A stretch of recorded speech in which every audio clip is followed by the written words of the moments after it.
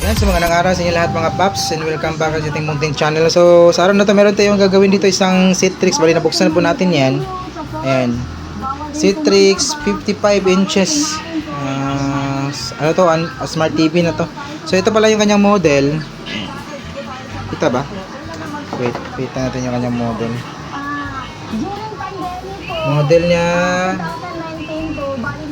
ito, XPN na yun.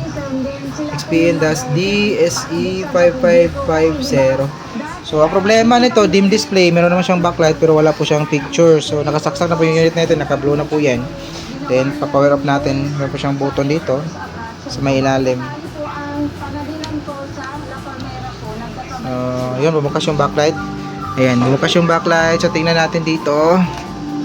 Ayun wala po siyang display, naka-dim lang. Ayun yung backlight presence yung backlight niya. Pero wala po siyang picture. Yun, ito yung kanyang problema. Pangalawang ano na to, gawa natin kasi galing to sa isang school. Tapos yung isang napunta dito, na-refer na natin. Kinuha na, tapos pinalit to. Akala ko back job, pero hindi pala. Kasi ito, bigay ng city daw. Tapos same brand, same model. Tapos same dun nung pag-distribute or pag-deliver dun sa school. Then pagkasira, pagitan ng nasira yung isa is last week, tapos ito naman ngayon na week. So 1 week lang yung pagitan ng mga to bago siya nasira So ngayon gagawin natin, troubleshoot natin to. Nagawa natin yung isa dati, panel issue yung ginawa natin or yung kanyang problema, tapos ginawa natin is panel repair. So gagawin natin is isolate natin yung bandang natin yung ating panel. So yun ang unang gawa natin, yung nagka-problema is yung kanyang right side. So dito susundan natin yung dating trouble natin. Hang natin yung right side na ribbon papuntang right. Tignan natin kung meron tayong makikitang kalahati na display, kasi kung meron tayong makikitang kalahati na display, ibig sabihin yan sa may right side yung problema o okay yung kanyang left side. So bunutin ko lang. Tapos wait, bakit di makita yun flashlight. So pindutin na natin, sulit natin yung right side natin. Ayan, nakahang po siya. Tapos saksak natin ulit, then pa-power on natin.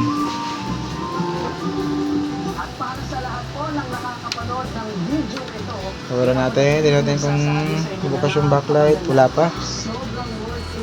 Pindutin natin ulit, then bubukas yung backlight. Silipin natin.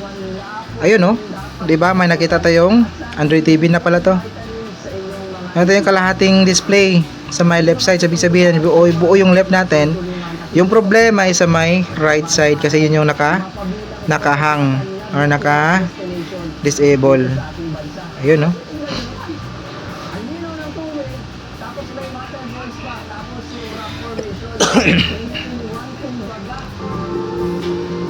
Antayin natin labas yung iba pang display niya. Ayun nagka-display po siya, smooth yung left side natin. Tapos syempre yung kabilang side, yung right, blank screen po siya kasi tinanggal po natin So yun, nakuha natin yung problema sa my right side. So ang gagawin natin is locate natin yung kanyang mga clock, sama natin yung kanyang swapping voltage kung meron, at iba-block natin. So hanapin natin dito sa may side, ito yung kanyang level So hanapin po natin yan dito sa may kabilang side kung saan siya papunta. Tapos try natin na i-block. So dito continue tayo mga boss. Ayan. So ito na, i-block na po natin yung right side So tingnan nyo naman. Ayun. Diba? Nagbuo na yung kanyang screen. Dito yung left side, walang problema kasi okay naman yan.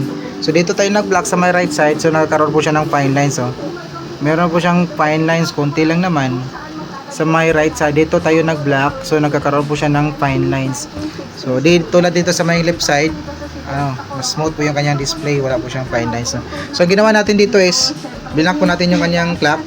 Sinaman ito yung kanyang label meron siyang label dito nakalagay. Ayan, yung kulay gold na bilog na yan, ito naman yung kanyang label. Ayan BSS Q, BSS G, LCLC2, then clock 1 to 8, then is TV. So yun yung kanyang level. So nilocate po natin yan, dito naman yan sa may kabilang side. So bali 13 pins po yung blocking natin dito. Yan po yung mga linya na yan. Dito rin papunta yan sa may left side natin. So ito po yung tape natin, no? Hindi ko na papakita. Basta magbilang lang kayo ng mula dito sa may gilid, 1 to 13 pin, tapos block nyo. Yun yung mga linya na to. Ayan, yung mga LCYLC to at saka sa tawag doon, clock signal niya. Yung CK1 at saka to CK8 is TB, and base SQ, base SG, LC1, LC2. Yun. So gagawin natin nito kasi na-block na po natin, tapos nagkaroon po siya ng fine lines. Tingnan natin.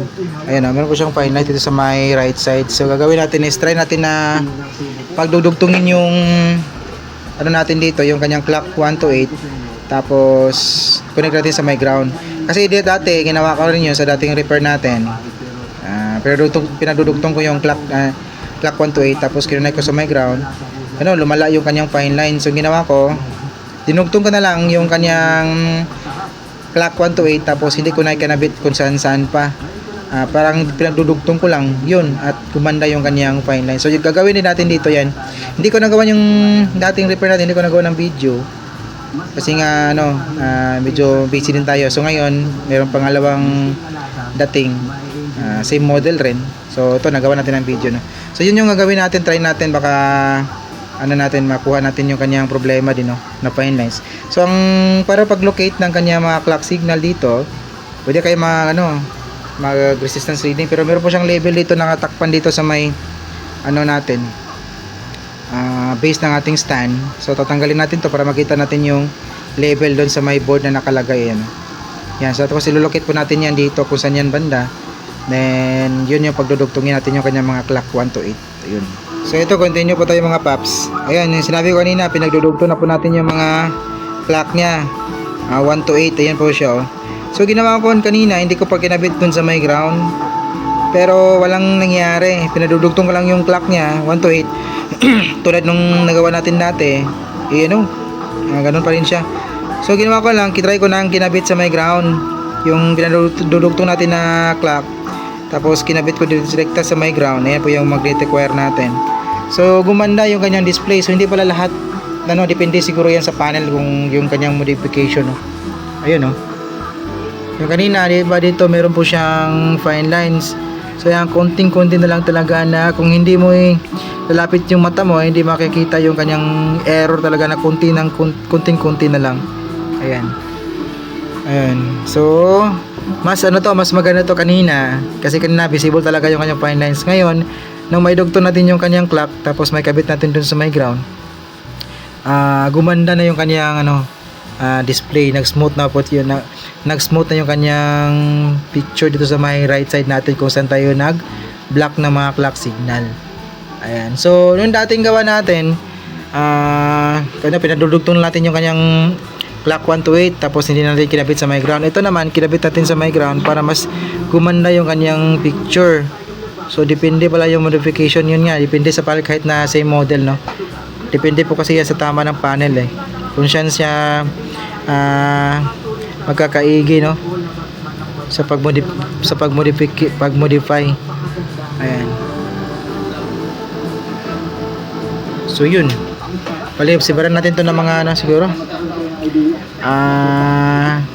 isang ilang oras bago natin paalam sa may-ari, no? Kailangan test ng mga matagal, mga ilang oras bago natin isara para sigurado yung gawa natin. Ayan. So hanggang dito na yung video natin siguro mga paps. Mag-update po tayo kung ano mangyari dito. So maraming salamat sa mga natsagang nood, no? May God be as always, and this is your service day technician. See you in our next video. Bye bye.